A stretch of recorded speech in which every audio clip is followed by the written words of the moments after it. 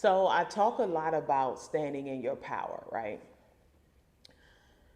But what I want to do is go a little deeper into that. What does that look like? How do you go about doing it? Because number one, our power is our birthright. This was a gift given to you by God when you came to earth. It's yours, it belongs to you. You just have to learn how to use it. And the world we live in, they have created a system where we think we're powerless. They've created a system where we have no idea how to tap into it. And to be quite honest, we have to clear the path.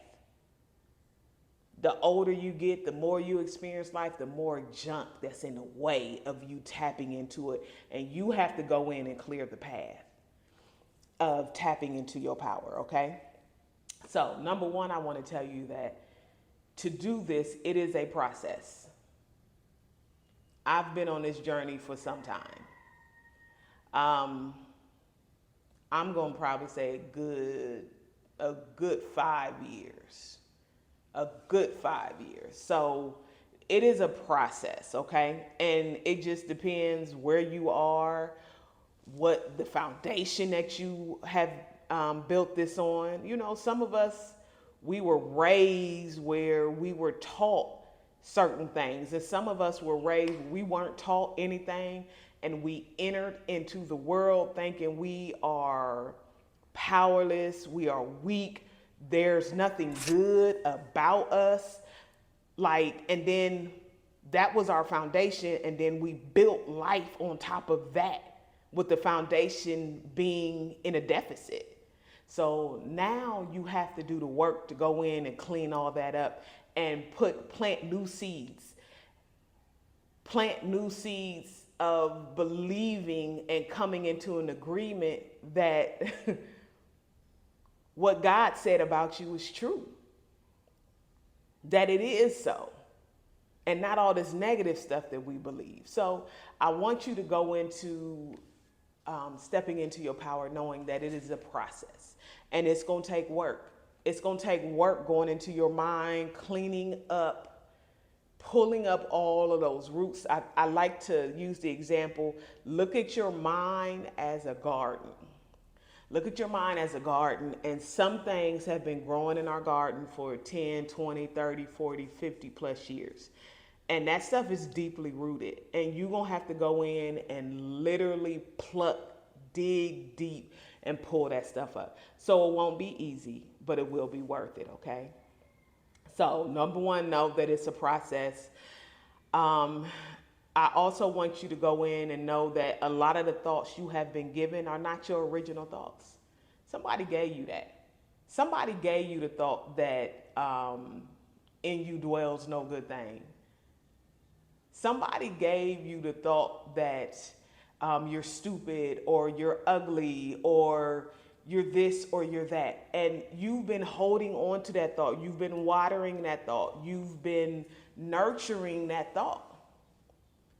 So now you have to go in and replace these thoughts and plant new seeds. So again, somebody gave us the thought that in us dwells no good thing. Baby, in you dwells the entire kingdom of God. The kingdom of God is within you. So where that narrative was pushed into us, again, this is a thought that we believed in. I'm filthy and I'm dirty and nothing good dwells in me. In you dwells the kingdom of God. And that's greatness in its own self and in its own right. So that is a thought that has to be plucked up, that in you dwells no good thing. That is a thought that has to be plucked up, that you're stupid or you're whatever you're thinking, that you can't do something. These thoughts have to be plucked up and replaced with new things, okay? Now you need to question what you're thinking. You need to question your thoughts. Are these thoughts true for me today? Can I prove them? Can I prove that I'm stupid or whatever? And I was having a conversation with somebody, and she was saying, like, she came to the realization that I can't be stupid. Look at all these books I read. Like, she had this belief system all of her life that she was stupid. She was like, look at all these books I read. Look at all these degrees I have. I can't be stupid. But that thought has been playing in the background of her mind her entire life. And the truth is, you just may not learn like the masses, but there's a genius in there. You just have to figure out how your genius works, how your genius wants to be expressed. Because it may not function like the masses. You think about Einstein. It is said that Einstein couldn't even remember his own address. But then he is on the platform today, in our world today, as one of the smartest people that has ever walked this earth. But this man couldn't even remember his own platform, his own address. So you just have to figure out you. You have to figure out who you are. This will be a big part of your healing, okay? To go in and look at your thoughts. What are you thinking about? What are you ruminating on? Where does your mind go when you shut out all of the outside noise? Where does your mind go? What are you thinking about? These are the things that's playing in your background. These are the things that's playing silently in the background, but still directing your life. You're moving from that place. This is what you're building on top of. This is the soil you're building on top of. So once you can answer those questions, what are you ruminating on? What are you thinking about when you cut out all the noise? Now we can start the work.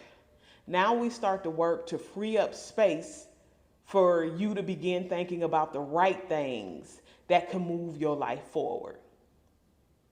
Because all of the gunk of thinking that I can't do something, or again, in me dwells no good thing, I'm filthy, I'm dirty.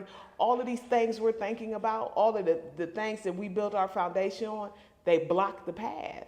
And now you got to go and pull that stuff up so that you can think on the right things. You can live in this right space. You can move and build on the kingdom of God dwells in me. Like that's a straight up lie for me to be sitting around thinking the enemy dwells no good thing. The whole kingdom of God dwells inside of me.